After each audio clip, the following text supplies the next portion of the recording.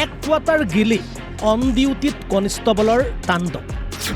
শক্তি প্ৰদৰ্শনৰ ইচ্ছা জাগিল আৰক্ষী কনিষ্টবলৰ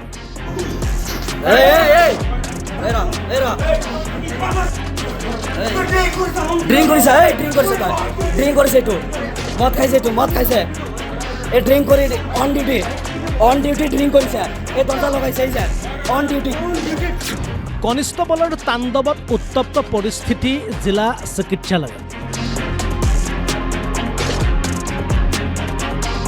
ঘটনা মানকাছৰ সাতশিঙিমাৰী জিলা চিকিৎসালয়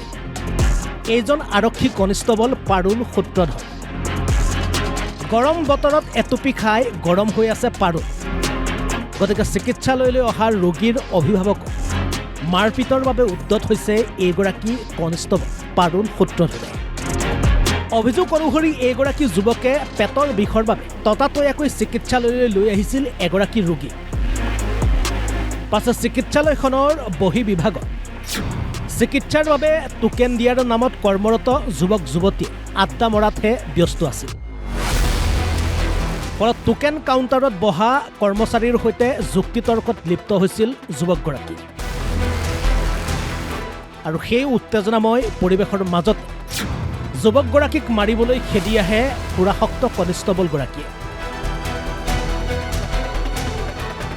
এই ঘটনাক কেন্দ্ৰ কৰি অপ্ৰীতিকৰ পৰিস্থিতিৰ সৃষ্টি হয় জিলা চিকিৎসালয়খনত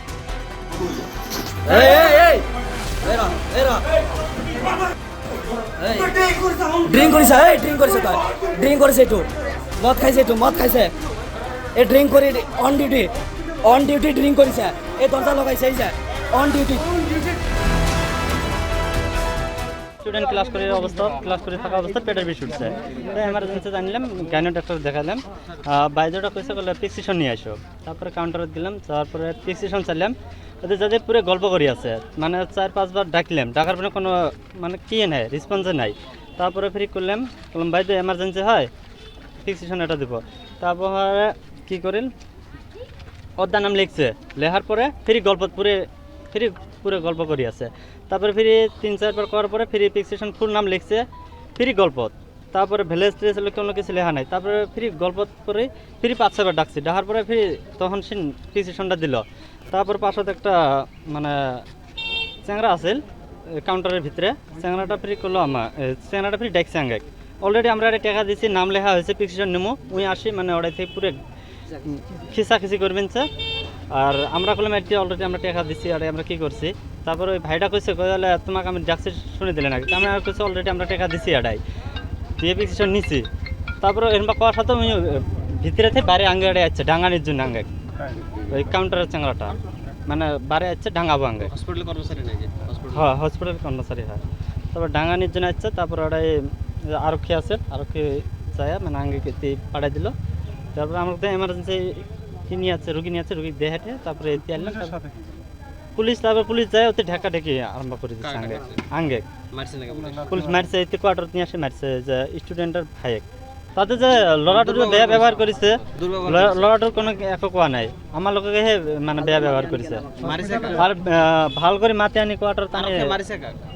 এই যে এই ভাইটোক মারিছে ইফালে সুৰাসক্ত কনিষ্টবলগৰাকীয়েও সংবাদ মাধ্যমৰ আগত নিজৰ পক্ষ দাঙি ধৰিবলৈ চেষ্টা কৰে মানে বাবু এই যিটো ডিচিশ্যন হৈছে হা ডিচিশ্যনৰ লগত ইহঁতৰ মানে কাজিয়া হৈছে হা মই কাজিয়াটো ইহঁতক মিটমাট কৰি দিব খুজিছোঁ আপুনি যাওক অঁ মিটমাটটো মই কাজিয়া কৰি দিব খুজিছোঁ হা একবাৰ নহয় দুইবাৰ নহয় 3 বাৰ হৈ গ'ল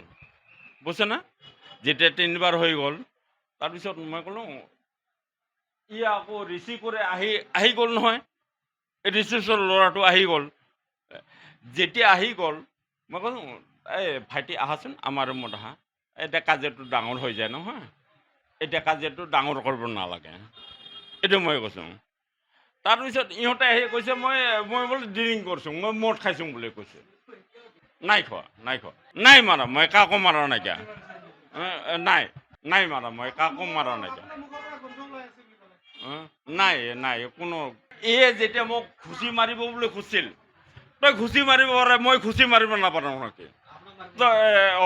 তোৰ দেহাত টাকত আছে যদি মোৰ দেহাত টাকত নাই নেকি কচোন হা মোক মাৰিব খুজিছে মোক ইউনিফৰ্মত মাৰিব খুজিছে তাক মই তাই চিভিলত আছে তাক মাৰোঁতে মই কি আছে কচোন মই যেতিয়া ডিউটি চেছ পাই মই তেতিয়া কৰোঁ মানকাচৰৰ পৰা ফৰিদুল ইছলামৰ ৰিপৰ্ট অসম লাইভ 24